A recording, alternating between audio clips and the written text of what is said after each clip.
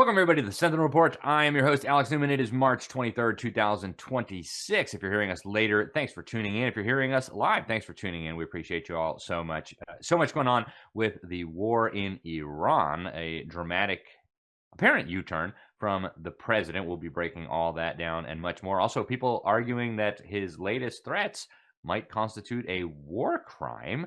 We'll break all of that down with Andrew Mueller. We've also got some very special guests joining us today. The latest on the Great Reset, folks. Justin Haskins, Vice President of Heartland Institute, is going to be joining us today. He's got a new book on this incredibly significant topic. Long story short, they have a mechanism now to make sure you own nothing. I don't know how they're going to make you happy, but the systems are already in place to take your stocks and your bonds and all of your security. So you won't want to miss that segment with Justin. We also have Ché Ahn, one of the leading Republican candidates for governor of California, joining us to talk about whether California is too far gone for the Republican Party and what he might do as governor. They've got a interesting jungle primary system there. And right now you actually have two Republicans in the lead. So stay tuned for all that. Now, before we get started, we got a word from the Word. This comes out of Philippians chapter 4, verses 6 and 7. The Bible reads, "Do not be anxious about anything, but in everything, by prayer and supplication with thanksgiving, let your requests be made known to God, and the peace of God, which surpasses all understanding, will guard your hearts and your minds in Christ Jesus." Amen, amen, folks. I know it's an easy time to be anxious. There's a lot to be anxious about if we're quite honest with ourselves. The food prices, the energy prices, the prospect of more war. I'm hearing that America is actually in some pretty significant danger. We'll talk about this a little bit more in our news segment, but I want you to be aware. And today I thought we'd mix it up a little bit. I want to just remind you folks that we all have an obligation to take care of our families at all times. And obviously, the world is getting a whole lot more unstable and chaotic, it seems like, with every day that passes. Everywhere you look, there's another crisis, there's another conflict, another catastrophe. And of course, we can't control all that is going on out there, but we can control how we prepare to deal with it. So I just want to urge you folks, make sure that no matter what happens, you've at least got the basics covered for yourself and for your family. And having enough food on hand and a redundant source of water is one of the key things that I think everybody ought to do. So for me and my family, we use My Patriot Supply. It's the biggest company out there. They've been doing this for many years. They've helped millions of Americans get prepared. They've got over 90,000 five-star reviews. And if you order right now, you can actually get a free week food kit if you order the 4-week kit, and you can get it with that special promo if you go to preparewithsentinel.com. That's preparewithsentinel.com. Sentinel, of course, being SENTINEL.com. So My Patriot almost never offers a deal like this, folks. If you want to take advantage of it, go now to preparewithsentinel.com. The kit gives you 2,000 calories a day, lasts for up to 25 years. And plus, with that, you're going to get a free week's worth of preparedness food that will last for decades. Now, I want to turn to the news now, folks. There's a lot going on, but President Trump now says he has postponed the military strikes he was planning on Iranian power stations after threatening just this weekend he was going to obliterate them if the Iranian regime didn't reopen the Strait of Hormuz within 48 hours. Trump to his Truth Social said he had had very good and productive conversations over the last 2 days, and that he was going to postpone those strikes on Iranian power plants while these discussions continue. He says all of this obviously is subject to the success of the ongoing meetings and discussions. Iran's so-called Defense Council said Monday the only way that non-belligerent ships would be able to pass through there is if they coordinate with Iran, and they say any attack on the Iranian coast would trigger mine laying all across these incredibly important shipping lanes. Now, Iran also threatened to start cutting internet sea cables. Folks, something like 95 to 99% of all global internet traffic goes through these incredibly significant undersea cables, and about 30% of the world's internet traffic actually passes right under the Strait of Hormuz, folks. There are 20 plus cables in that active war zone.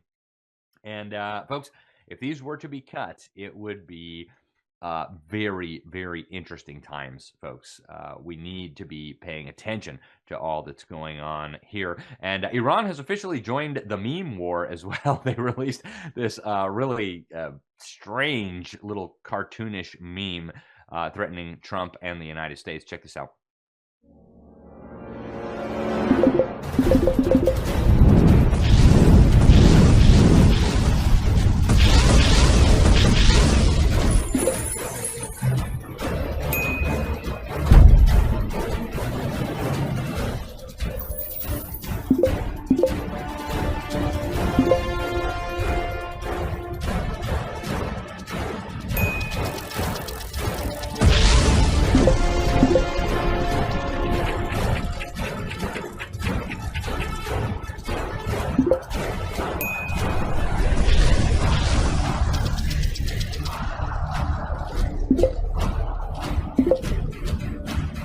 Well, there you go, folks. Modern day warfare via memes. Kind of weird. Sorry if you couldn't see that, but White House, of course, has also been releasing things like that. Now, the fake news purveyors over at CNN claim that a senior official has told them that Iran is considering to allow a limited number of oil tankers to go through that Strait of Hormuz as long as the oil is traded in Chinese yuan instead of the dollar. Obviously, folks, this is very significant considering the fact that the dollar is the world's reserve currency still, mostly because all oil worldwide is basically traded in U.S. dollars. So this may be a threat to the financial dominance of the U.S. dollar. These are pretty serious stakes here, folks. It's hard to underestimate this or overestimate this. Now, Trump also, as I mentioned, threatened to obliterate these power plants in Iran. Now, Democrats in the U.S. Congress and the head of the United Nations, Antonio Guterres, are saying this is a potential war crime. Senator Ed Markey of Massachusetts says Trump has no plan to reopen the Strait of Hormuz, so he's threatening to attack Iran's civil power plants. This would be a war crime. Senator Chris Murphy of Connecticut says he's lost control of the war and he's panicking. Now, the head of the UN also publicly saying that this would be a war crime if Trump were to proceed with this. Andrew Mueller, chief of operations at Liberty Sentinel Media, also a contributor to The New American. Thanks for joining us, Andrew. What do you make of all these latest developments in the war? I know some people are mad that Trump is now apparently going to leave the regime in place if they come to the negotiating table. Some people are saying that the regime might already be gone. Other people have been calling on Trump to back out of this for a long time. The neocons, of course, want boots on the ground forever. What do you make of all this? How do people make sense with all this misinformation coming at us? Well, the first thing is that I don't really buy that. I think the war is winding down. I think a lot of the indicators show that this will continue. Many news sources are reporting that 2,500 Marines are on their way to Iran, which would definitely indicate more of a boots on the ground approach. But the administration has kind of left an open door for themselves because they never fully articulated what the goal was. Was it regime change? Was it destroying their weapons? Was it taking out their nuclear capabilities, which we allegedly did last year in June with Operation Midnight Hammer when we bombed the Fordo base with the B-2 bombers. So what the goal is and when that goal is accomplished, of course, is yet to be seen. We're 20 plus days into this war, but I think all the indicators point to it continuing because of the way the military apparatus has been moving, shifting Marines to the region. And of course, the Strait of Hormuz continuing to be a tension point, despite the president saying we don't need it. But President Trump did say at the time of this recording today on the 23rd of March, that he was in talks with some of the Iranians to negotiate, but that if they would not come to the table and come to an agreement, we would, quote, bomb our little hearts out. So there's a lot of open questions still. And as far as how people make this and handle all the news coming at us, so much fake news, so much contradictory news, I think we just need to look at the official sources of the United States and compare that to the track record of what the United States officials through the intelligence agencies, the Department of War have done in the past regarding foreign interventions in the Middle East, and use that as a rubric for the current actions. I think if you do that, you start to see a lot of disorganization, chaos, and failure, which of course, unfortunately, leaves a very pessimistic conclusion. Yeah. Yeah, and I understand why so many people in Trump's base are concerned. I did talk to some people over the weekend who suggested to me that a lot of this was about communist China, that Iran was basically a forward operating base for the communist Chinese, and that they are planning some sort of big attack on us, maybe in the not too distant future, maybe starting with Taiwan. So we'll see what all of this means. I, of course, remain very concerned. General Flynn was kind enough to repost some of my analysis over the weekend to X on the communist China threat. I would encourage people to stay on top of all these things. It's really significant. I want to turn to another big issue. Andrew, I know you followed this closely as well. Joseph Kent, who served as the director of the National Counterterrorism Center, has resigned. And in his letter, he said that while he supported the foreign policy that Trump ran on in 2016, 2020, 2024, he could not support the war in Iran. And it was started by basically the government of Israel and its American lobby using deception. He says this: "I cannot in good conscience support the ongoing war in Iran. Iran posed no imminent threat to our nation. It's clear that we started this war due to pressure from Israel and its powerful American lobby." I know a lot of key people in Trump's base feel that way. Tucker Carlson has publicly indicated that that's what he thinks happened. And of course, he had Joe Kent on. We'll show some clips from that. But Trump confidant Laura Loomer, who I know, says that this is just because Tucker Carlson and Joe Kent are Jew haters and they're obsessed with Israel. Here's what Trump himself had to say. Mr. President, your Director of National Counterterrorism, Joe Kent, he just resigned today. He said he can't support your conflict with Iran. What's your reaction to that? And did you? Well, I read his statement. I always thought he was a nice guy, but I always thought he was weak on security, very weak on security. I didn't know him well, but I thought he seemed like a pretty nice guy. But when I read his statement, I realized that it's a good thing that he's out, because he said that Iran was not a threat. Iran was a threat. Every country realized what a threat Iran was. The question is whether or not they wanted to do something about it. And many people, many of the greatest military scholars are saying for years that president should have taken out Iran because they wanted a nuclear weapon. They were, if we didn't do the attack, or if, I'll go a step further, if I didn't terminate the Iran nuclear deal given to us, one of the worst deals ever made, by Barack Hussein Obama. Remember when they sent Boeing 757s over there, loaded with cash? Yep. Well, here's what Joe Kent had to say about the idea that Iran was close to getting nuclear weapons. This is him on Tucker Carlson's program. Was Iran on the verge of getting a nuclear weapon? No, they weren't. 3 weeks ago when this started, and they weren't in June either. I mean, the Iranians have had a religious ruling, a fatwa, against actually developing a nuclear weapon since 2004. That's been in place since 2004. That's available in the public sphere. But then also we had no intelligence to indicate that fatwa was being disobeyed or it was on the cusp of being lifted. Well, who knows what to make of it. My understanding is that the Iranians were, in fact, enriching uranium to a very high degree. Whether they were planning on using it to obliterate Israel, which they frequently promised to do, we'll never know, perhaps.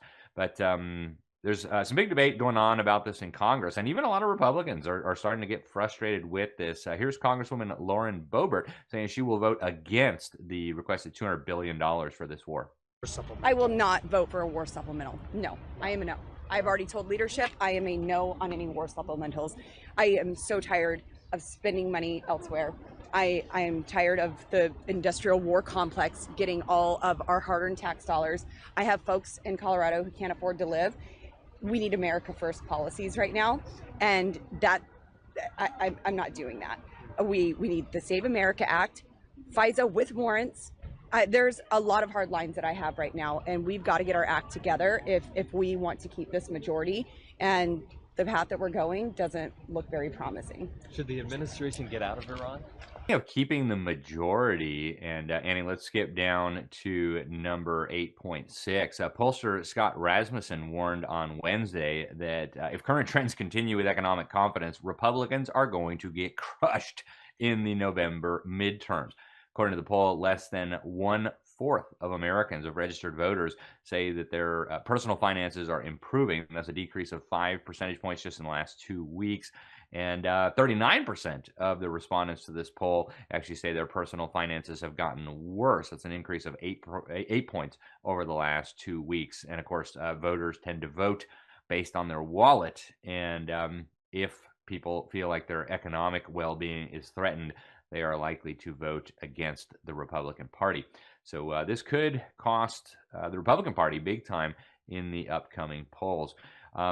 Before we get into some of the latest developments in what's going on, including drones flying around near U.S. bases, this weekend, a pastor at my church preached about just war principles. And I think it's worthwhile to look at them again. Over 2,000 years of Christian history, Christians have read their Bible and have said there are certain things that we can get from the Bible about war. The Bible doesn't always condemn war. There's a time for war, as Ecclesiastes tells us, but it does put some limitations on it. It puts limitations on when one can go to war. It also puts some limitations on how that war is prosecuted. And so this really began with St. Augustine and even before, but some of the principles that have been distilled, first of all, if it's going to be a just war, it has to be a last resort. That means all nonviolent options have to have been exhausted before violence is used. A war can only be waged by a legitimate authority, right? You can't just declare yourself a general and start a war. And so, here we have the Constitution of the United States requires that Congress declare war. But, it's very important that a legitimate authority be the one to declare the war, not just any willy-nilly individual calling himself a warlord. Wars can only be fought to redress wrongs that have been suffered. So self-defense, of course, would be a just cause. And it's only a just war if it can be fought with right intentions, right? Principle number 4 is a war can only be just if it's fought with a reasonable chance of success. If there's no hope of winning, then having a whole bunch of people die and a whole bunch of stuff destroyed is not a good idea. The ultimate goal of a just war has to be to reestablish peace. In other words, peace comes after the war. Violence in the war has to be proportional to the injury suffered, right? You can't turn a country into a parking lot because they launched a firecracker at you. And then last but not least, the weapons used in the war have to be able to, in some ways, discriminate between combatants and non-combatants. Civilians must never be a target in a war. Yes, sometimes there is what they call collateral damage. There are sometimes unavoidable civilian casualties, but civilians must never be targeted. And Christians have understood this for many, many centuries. There's also right conduct in the war, right? There has to be discrimination between combatants and civilians. It has to be proportional. You don't want to use cruelty or unjustified harm. And of course, there has to be accountability. Soldiers who commit crimes or war crimes need to be held accountable after the war is done if it can't be done during the war. Andrew, what's your take on what's going on with the politics of all this? So we've got the midterm coming up. We've got churches starting to talk about this now. We've got people concerned about their economic situation. And I suspect the economic situation is going to get a lot worse. Where do you think this is going from a political perspective with the midterms coming up, really the cycle starting in just a few months? I don't think it's going to be good for Republicans, Alex, because they have not delivered on anything. Election security, the affordability crisis, mass migration, and securing our border and actually deporting people. None of this has happened in a significant way. Of course, we were also promised to drain the swamp, abolish the deep state, get rid of the Department of Education. None of these things have transpired. And of course, the Iran war is looming over all of this. Mike Johnson, Speaker of the House, just did an interview with Michael Knowles, and in it, he said, "Don't worry, I'm not concerned about how Iran's going to impact the midterms because Americans, quote, have a short-term memory and forget things quickly." So they're banking on our ignorance that we're not going to do our due diligence on this. And I have to say, Alex, people are missing the context. Our smart readers who read the New American Magazine, the Liberty Sentinel, they know this. But a lot of people are missing the context that the reason we're even here in the first place, Alex, is because in the 1950s, the U.S. pushed Operation Ajax with MI6 to overthrow the Iranian Prime Minister Mossadegh because the oil industry in Iran was being nationalized, which was hurting British petroleum. And then the United States ousted the Shah of Iran, who was the last true kind of royalty monarch in Iran, who westernized the country, even sold oil to Israel under his tenure. And the United States pushed him out in a blackmail campaign, leading to the rise of the Ayatollah. So there does come a point in time where I think we have to ask ourselves, are we capable of making nations across the world better? And I think the answer to that's no. And I think Republicans understand, at least the people who are Trump's base, the local guys, they understand the answer to that is no. So I don't think the midterms are going to go well for those reasons. Yeah, and historically, the party in the White House typically gets smacked in the midterm. That's right. And so, yeah, they've got a lot of headwinds going into this. And of course, there are the spiritual implications of this war and the theological implications and the prophetic implications. You've got the Iranians, the Shia Muslims. They think that there's some kind of end times prophecy at play here. You've got a lot of different Jewish factions who are interested in rebuilding the third temple. You've got various Christian understandings of eschatology that play into this. And so there's a lot of different factors at play here. But the political, the economic, and the religious implications are hard to overstate in this really, really significant battle. And we're now seeing what appear to be some direct threats to the quote-unquote homeland. We've got a U.S. Air Force base that has B-52 bombers capable of carrying nuclear weapons, detecting multiple unauthorized drones in the vicinity just this month. That's according to base officials talking to news outlets. Barksdale Air Force Base spokesman told Fox News that the Air Force Base detected multiple unauthorized drones operating in our airspace. Flying a drone over a military installation is not only a safety issue, it's a criminal offense under federal law. Yeah, somebody ought to tell the people who are flying those. And the question is, where are these drones coming from? Who is operating them? What in the world is going on here? Yeah, definitely some cause for concern. Now, turning more to Congress, Congress is returning to session this week. You got Democrats and Republicans struggling to come up with a deal to fund the Department of Homeland Security. Of course, Congress is the one that mandated that every airport would have to have these TSA teams, taking your water away and checking your toothbrush and making sure your nail clippers aren't too big. But they won't fund TSA because they're upset about ICE. So we'll see where this goes. But Trump announced that he's going to be deploying hundreds of ICE agents at airports all across the United States starting today, March 23rd. This comes as travelers across the country are experiencing huge delays at airport security across big parts of the country.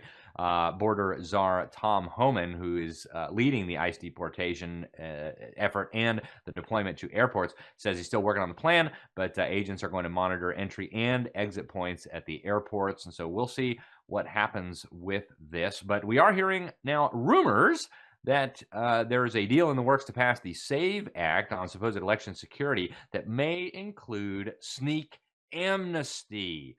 According to Breitbart, they've got a report titled Mullen, there's a possible conversation about legalizing some in the U.S. illegally. This was broadcast on Fox News Radio's Ben Kilmeade show.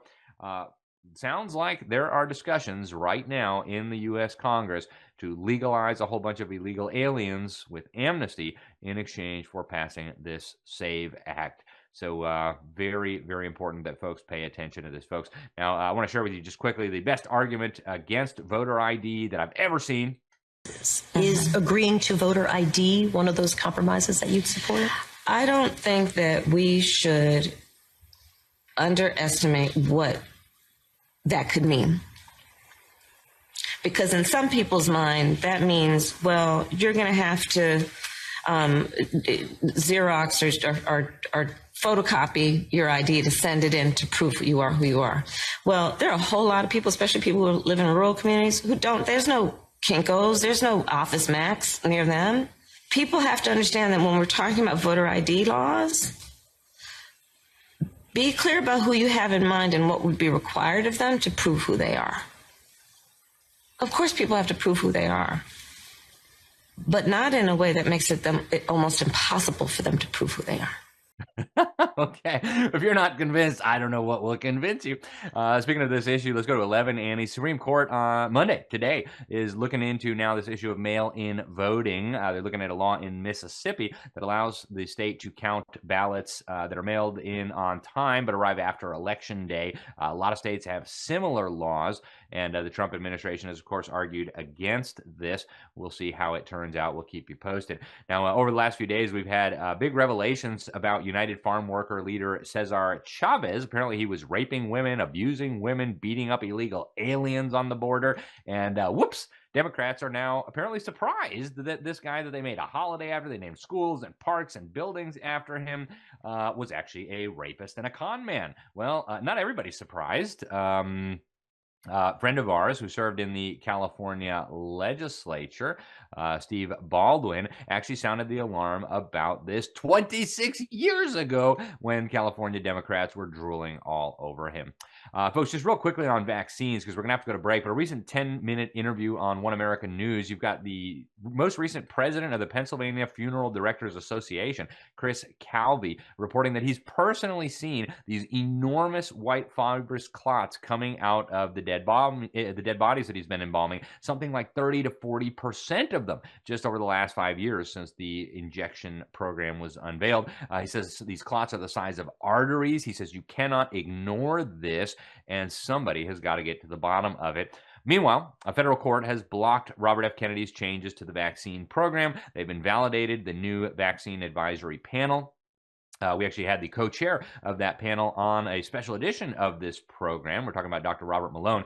So the federal judge just last week blocked these changes and went back to the old ones. So instead of 30 vaccine recommendations, injection recommendations for children, there's now going to be 80 again. And all this was brought to you by the American Academy of Pediatrics, which, if you can see on your screen right now, is brought to you by Pfizer and a whole bunch of other mega vaccine pushers. These are literally the corporate sponsors of the AAP. And so as for me and my household, we will not be visiting any pediatricians ever that are members of the AAP. That's a litmus test for me. But thankfully, we've got a new poll coming out, a recent national survey by John Zogby Strategies found that 91% of voters agree that every individual has a right to make informed decisions about his or her medications, vaccines, and medical interventions, and they have the right to informed consent. So we are grateful that the tide is turning here. And folks, stay with us. We ran out of time for news, but get over to libertysentinel.org and stay with us. We're going to be right back after this quick break with an incredible interview with my friend Justin Haskins, author of a brand new book on the Great Taking,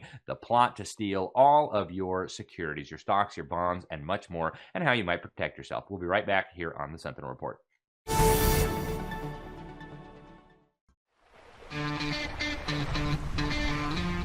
Introducing Perform Light. Perform Light helps support your body's performance from within.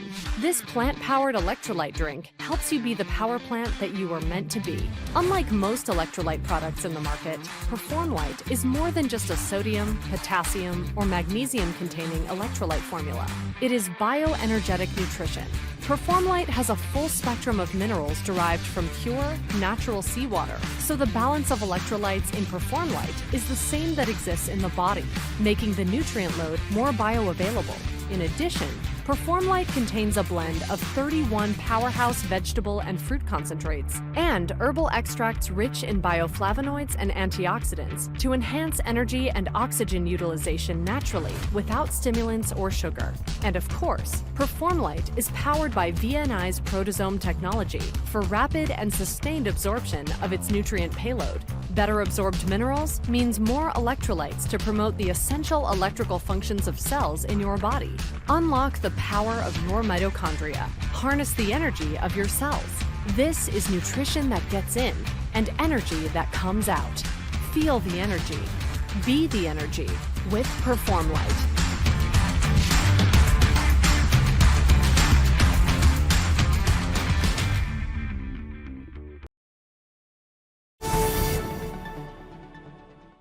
Welcome back to the Sentinel Report. Alex Newman, your host here. Folks, we've been talking for a long time about the Great Taking. And, you know, we knew it was bad. Like, we knew it was really bad. But after you read the book written by my next guest, it's even worse than really bad. It's hard to put into words how terrifying this scenario is. Not necessarily because we'll all lose our money. I mean, you know, we don't want to store our treasure here on earth. We got to store it in heaven and all that. You know, God will take care of us. But because of what it represents from a freedom perspective, if they seize control over all of our assets, all of the wealth and the wealth producing assets in the world, like all the public companies, the idea that freedom could survive in that kind of scenario is ludicrous. So I'm talking, of course, about the Great Taking. We've had David Webb on this program. We've had Don Grand on this program. We've talked about it for a long time. I've written articles about it, but nobody has done a deep dive like our next guest. His name is Justin Haskins. He is a great American. He's the vice president of the Heartland Institute, and he's also got an incredible new book just released this year. It's called The Next Big Crash, Conspiracy and the Men Behind the Biggest Heist in History. Justin, welcome to the program. Thanks very much for joining us. Yeah, thanks for having me. It's a pleasure to have you. Justin, so for those who maybe have not been tuning in to this program for the last year, maybe they never even heard the term Great Taking, let's just start with that for our newer viewers, our newer listeners. What do we mean when we're talking about the Great Taking? What is the setup that has taken place here? Yeah, so essentially this is at its most foundational level about property rights. Several decades ago, beginning in the 1960s and 1970s, big, powerful institutions on Wall Street and in banking started lobbying state lawmakers all across the state, and successfully so, to change laws. They also did this in Congress as well, so that you no longer, as the individual investor, directly own the investments that you pay for, securities investments. So we're talking about things like stocks and bonds, the stuff that's in your retirement account. People think when they buy these things that they become the direct registered owner of them, but in reality, they do not. Instead, all of the ownership has transitioned into one gigantic institution called DTC, the Depository Trust Company. They now hold over $100 trillion in securities investments in this one place.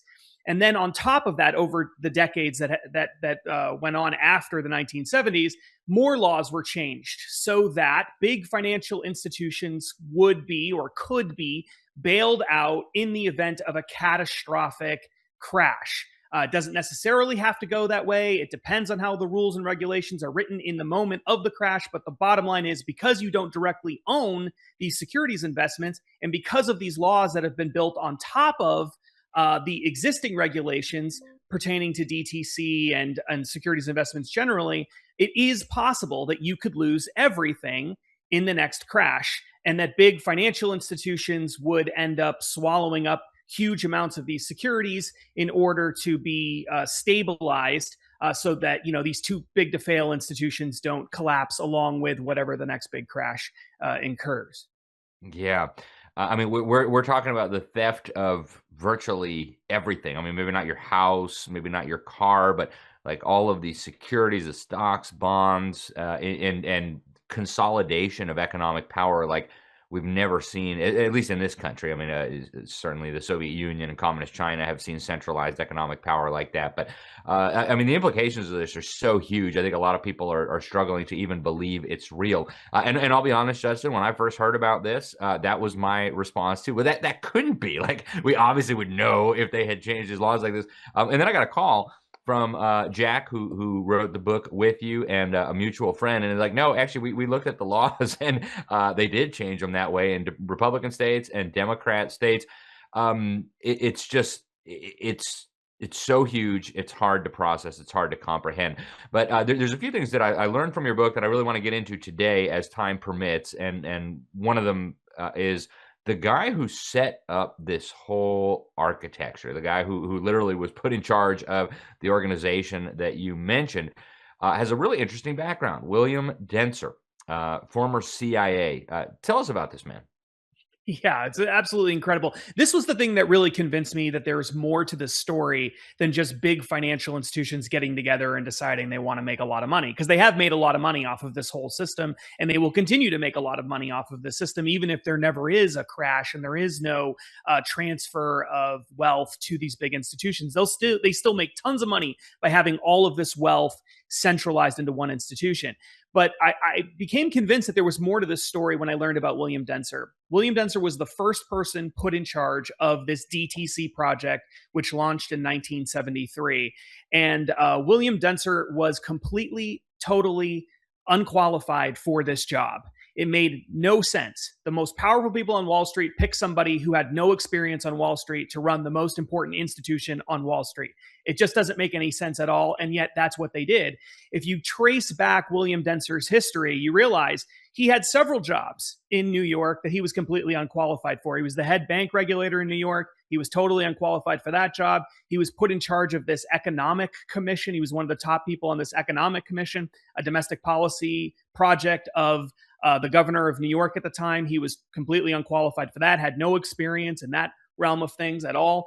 And what you realize is the more you dive, the deeper you dive into this man's history, the stranger the story gets. And there probably is, I can't be 100% certain, but probably is a lot more going on here. William Denser got his start in the early 1950s as a student activist, a progressive anti-communist student activist. And he was the president of this big national student association, one of the largest in the country at the time, maybe the largest in the country at the time. He became president of it. And during that period of time, while he was president in the early 1950s, the CIA started secretly funding this organization. the public didn't know about it until I think the late 1960s. So for a very long time, the CIA was illegally funding this student organization and helping to use it as a propaganda tool to fight communism in the United States. After William Dentzer left this job as being the head of this National Students Association, he ended up doing a similar kind of thing in Europe, which was also funded by the CIA. And then he ends up in the CIA as an officer. He serves in the CIA for several years, leaves the CIA, ends up in the State Department under President Kennedy, where he helped create USAID, another CIA-funded project. Then he was involved in all kinds of propaganda efforts in South America, where he was trying to, in some cases, create instability, in other cases, prop up foreign regimes that were friendly to the United States. And all of this leads to Peru in the late 1960s, his last stop before going to New York. Inexplicably taking these positions he was unqualified for he was the USAID director of Peru at a time when there was a big fight over an oil company, a U.S. oil company in Peru. The locals there, a lot of the local politicians and people were angry about the oil fields being occupied by this U.S. oil company. This is something that had been going on for at least a half century, and they were really unhappy about it. During William Dentzer's final year in Peru, there was a military coup that overthrew the government and installed a whole new government that then seized this oil field. This oil field was owned by a company called the International Petroleum Company, which just so happens to be a subsidiary of Standard Oil, which is a Rockefeller-owned oil company. And William Dentzer, what does he do as soon as he leaves Peru when this whole thing is going on? He ends up in New York, where he's appointed to all the positions I mentioned earlier by who? Nelson Rockefeller.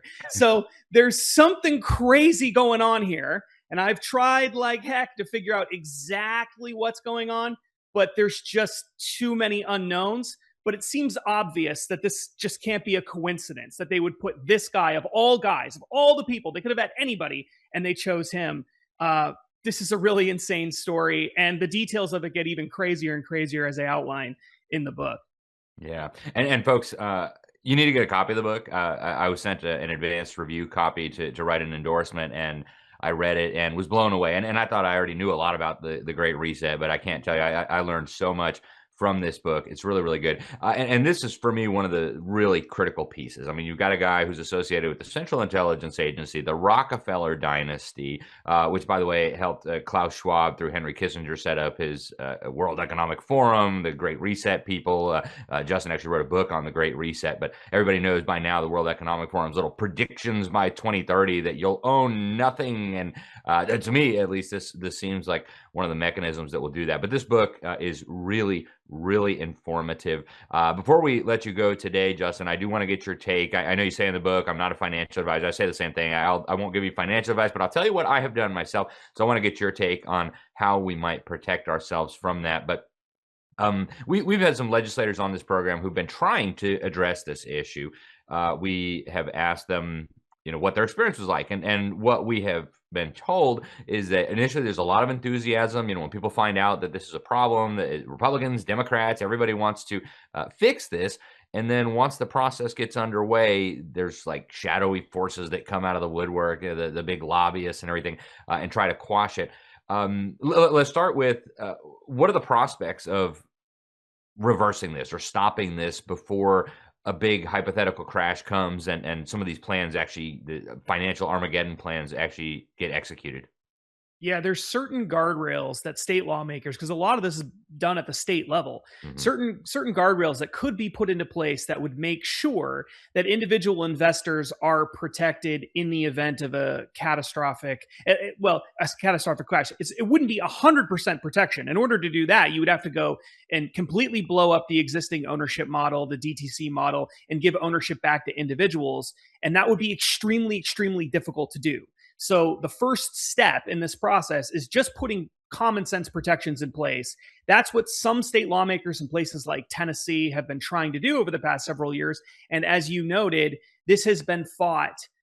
It has been really ugly at the state level. Bank lobbyists have come in. industry lobbyists, the Uniform Law Commission people, which are the people who help, mostly lawyers and academics who are behind the Uniform Commercial Code, have come in and basically scared the heck out of lawmakers, telling them all kinds of things that I think in many cases are just completely untrue about this situation. It's a wild conspiracy theory. In some cases, they just don't even read the whole section of the law when the law very clearly says there are risks in here. You can see it for yourself. Anyone can look at it. They'll tell lawmakers that there isn't. And so they're scaring people into believing that they can't change anything about the system. They can't give any ownership rights back to people. They can't do anything to protect individual investors in the event of a crash, or else the entire system will implode. And in some cases, there's certain things you couldn't do overnight without causing a lot of problems. But there are protections that can be put into place. And people like Don Grandy and others have worked really, really hard to design those things so that it wouldn't cause a lot of other problems. And lawmakers are just being scared into believing that there's nothing that they can do. But that just flat out isn't true. Yeah. Well, let's hope that some lawmakers, at least in some states, can get a handle on this, because I personally think we're headed for some tough economic times, and I would hate to see all these people who think they're close to retirement figure out that, whoops, the big banks now have your stocks and your bonds. Just terrible, terrible stuff. Justin, if anybody can get the word out, you can. I mean, you're all over the place. You have worked very closely with Glenn Beck. In fact, I heard you talking to Glenn Beck about this issue on his program, biggest in the country. You're a regular on Fox, so we all wish you well in getting the word out about this. But a really important question, and I get this question all the time. I wish it wasn't the most frequent question I get, but it is. What do I do with my money? That's what everybody wants to know. What do I do with my money? And I know you're not a financial advisor and you won't give financial advice, but give us some insight maybe into what you have done to try to insulate yourself from the potential for this, what you call the greatest heist in American history. Yeah, the thing that people need to understand is that the reason this is problematic, this whole system, is because you don't directly own these securities investments. And you also don't directly own the cash that you put in the bank. Most people don't realize that either, but that's also in the law. And so what you need to do is at least have some of your wealth, a sizable chunk of it, at least this is what I'm doing, tied up in things where you do have direct ownership of it. So precious metals is a really good example of that, like gold and silver. When you have physical gold and silver, you are the direct owner of it.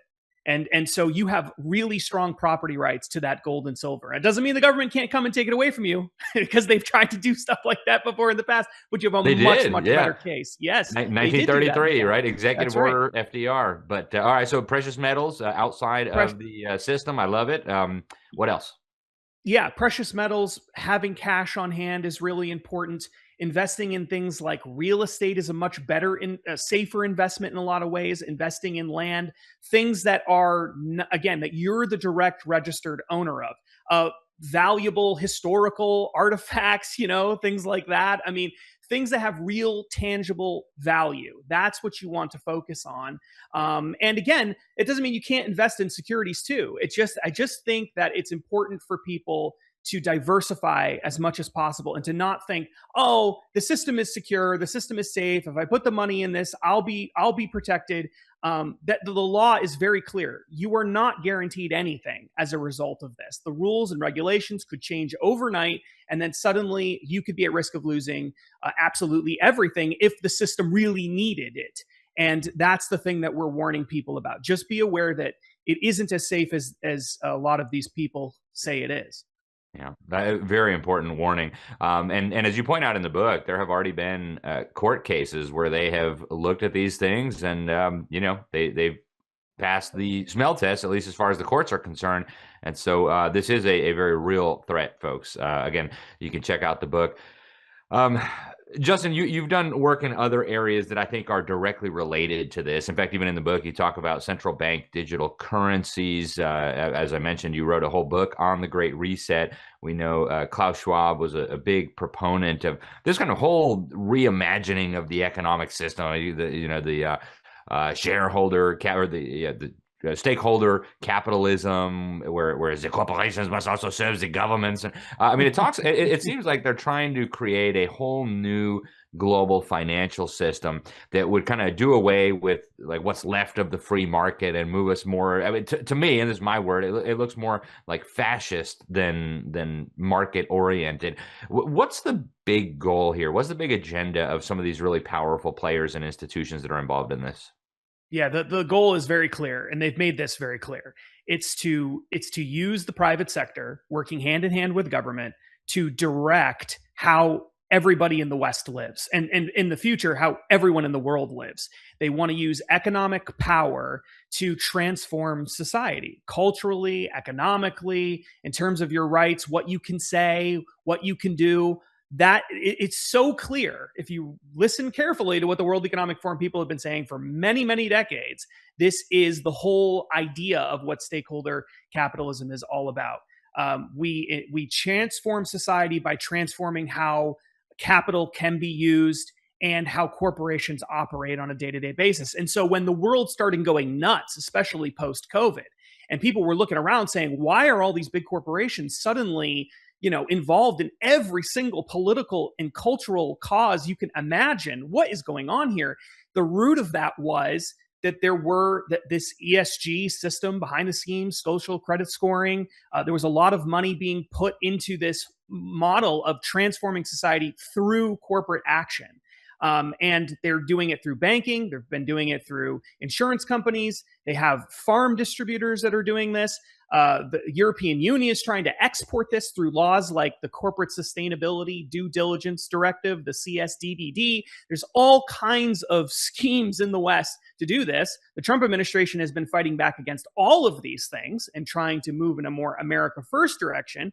But there is no question that this is the long-term plan. When we get another Democrat president, almost certainly we're going to head back in the same sort of great reset. They won't call it that, but a great reset direction where government and big corporations and banks and other financial institutions work hand in hand to force a transformation of society. Yep. Be 2020 all over again. Justin, are you optimistic that we can stop them? No. Now, look, I think there's always hope. There's always hope. And I do believe that the best way to stop them is for people to learn about what's going on. If you just look at the work that you've done, the work that I've done, and my colleagues, and Jack McFerrin, the Heartland Institute, a whole bunch of other organizations, ESG has been in large part significantly slowed down as a result of people just learning about what's going on. And my hope is with this book, The Next Big Crash, the same kind of thing can happen in this realm. And if we fight battle after battle after battle, maybe we can get enough people aware of what's going on that it will stop this thing in its tracks. But it's going to take a very long time to unwind these systems that have been built by elites over many decades. Yeah, but we got to do it for the sake of our children, for the sake of our posterity. There's no choice. Justin, the book, again, The Next Big Crash, Conspiracy, Collapse, and the Men Behind History's Biggest Heist. Folks, I recommend it very strongly. Get yourself a copy. And I didn't even mention, I should have, all the profits that are being made on this book are going right into the battle to fight against it. So Justin's not getting rich on selling this book. He's using the money that the book is earning to plow into the fight against this takeover. Justin, Amazon, the best place to get the book? Yes, sir. All right, very good. And wherever else good books are sold. Justin Haskins, thank you very much for joining us. Thank you for all the work that you're doing. And please keep us updated on this and other issues. We really appreciate your work. Thanks, Alex. God bless. God bless you too. All right, folks, stay with us. Get a copy of that book. We'll be right back here on the Sentinel Report with more. Your children are your legacy. Treat them as such. When you homeschool with Classical Conversations, they connect you with a local community of like-minded families who not only learn together, but do life together. They equip homeschool parents just like you, or grandparents, with the confidence to raise bright, observant students who have a lifelong love of learning. Please visit classicalconversations.com/LSM to learn more. Welcome back to the Sentinel Report. Thanks for being with us, folks. Alex Newman, your host here. And a lot of conservatives, a lot of Republicans have kind of written off California as the land of fruits and nuts and flakes. There's no hope for the Republican Party. It's a one-party state forever. Communism coming soon. Hey, just build that wall right along the border with California. But our next guest says all hope is not lost yet for the state of California. He's running actually for governor in the state as a Republican, and he says he can win. Pastor Ché Ahn, he's been in ministry for a long time, born in South Korea. He is the pastor at Harvest Rock Church, and he's one of the leading Republican candidates for governor of California. Pastor, welcome to the program. Thank you very much for joining us today. Well, thank you, Alex. It's a joy to be with you. And let me just say this, it's impossible for me to win, but with God, all things are possible. And I just wanted to just use one illustration. Even though you're right, it's almost like a Marxist state, one-party state. During the lockdown in 2020, I was led by the Holy Spirit to sue Governor Newsom for the discrimination of our First Amendment rights. I mean, think about it. Abortion clinics were open, marijuana dispensaries were open because marijuana is legal here, liquor stores, a strip club, but not the church. And so on July the 2nd, talking to my attorney, Matt Staver, Liberty Counsel, I sued Governor Newsom, and I immediately got a letter from the district attorney saying they were going to arrest me for 1 year and fine our church $4.5 million. And then they said, if you continue to open even after you're in jail and people still meet, we will arrest your church members. So how draconian, how Marxist is that? It's just a totalitarian. It wasn't through legislation. He just had an executive order. He just called the shots and said, everything's being locked down except for what I want to open. Of course, he went to French Laundry. His vineyard was open, but all the wine vineyards were closed down, but not his. And of course, restaurants were closed down. 18,000 businesses went bankrupt during that time. But he eats at the French Laundry, $1,000 a plate. And so the hypocrisy. So I sued, and by God's grace, I went all the way to Supreme Court, and by February the 5th, even John Roberts sided with me. I won 6-3 and got a $1.3 million settlement, which we obviously paid our attorneys for their incredible work they did. So I beat the system back then, extremely left state, and I believe by God's grace I can win again in California. Wow, praise the Lord. So obviously California's been moving in the wrong direction. Exhibit A being trying to shut down churches. Of course, Hebrews 11 says we must not forsake meeting together with the brethren. And I'm grateful for you and Pastor John MacArthur and the other heroic pastors who stood against that illegal, unlawful, wicked decree. But Pastor, what do you hope to accomplish as, let's just say, some miracle happens. You win the election, the Democrats get owned, we have a legitimate election. What do you do? I mean, does California, can it be rescued from its current state? No, not just by winning. Politics is not going to correct California. I'm not a politician. I'm a pastor. I feel I'm a revivalist. I got saved during the Jesus People movement. I've been a part of the charismatic renewal. I was a vineyard pastor, so I was part of what's called the third wave of John Wimber. And then our church was birthed in 1994 with the influence of the Brownsville revival in Florida and also Toronto blessing. And so I've experienced 4 different revivals, not including revivals I experienced in China, India, Argentina, Brazil. And the reason why I say that is because what we need in California is a spiritual awakening. We need historic revival in California. We're not going to change California unless we change the spiritual climate and cultural climate in California. And I believe that's why I'm running, because what I'm doing is so unorthodox. I am mobilizing 1 million believers in California to pray, to fast, to repent. We're going on a 40-day fast starting on March 1st, and people are being led how they fast. But we're calling for all these people who are volunteering to fast. And what we're doing is based on 2 Chronicles 7:14. If my people are called by my name will humble themselves, not the world, but the church. So I'm calling the church to do this. Then I'll hear from heaven, forgive their sins, and heal the land. And right now the church needs to repent because we have 12 million evangelicals in California. 6 million aren't even registered to vote. And the 6 million that are registered, 3 million won't vote, because they just have been so passive. They're so discouraged. They say, what difference does it make? My vote won't matter. But the truth is, is that in the last election with John Cox and Newsom, the total of voters were 7 million that showed up. And if we could just get 4 or 5 million evangelicals show up, we would win not only that race, but we could win every race. So what I'm trying to do is I'm trying to pray fast and to really see spiritual revival. Revival always begins with the church. It's based on 1 Peter 4:17. Judgment begins with the house of the Lord. And so I'm trying to get the church to repent, to be activated, to steward their citizenship. I mean, think about it. I came as a 5-year-old from Korea. And I love the United States. I'm a U.S. citizen. Of course, my parents came legally, if I could add that, to the United States, because you have to qualify if you're an immigrant nowadays. And of course, we are living the American dream. And I love this nation. I love California. And I'm seeing California going to hell, literally. And so I want to see salvation, but salvation only comes from Jesus, our Savior.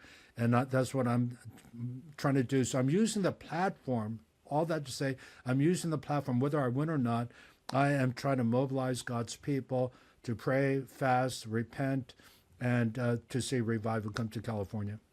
Wow, desperately needed. We're almost out of time, and you're absolutely right. This is ultimately a spiritual battle, and we're not going to win it by politics alone. But there are quite a few things that can be accomplished through politics when decent, honorable people are in authority.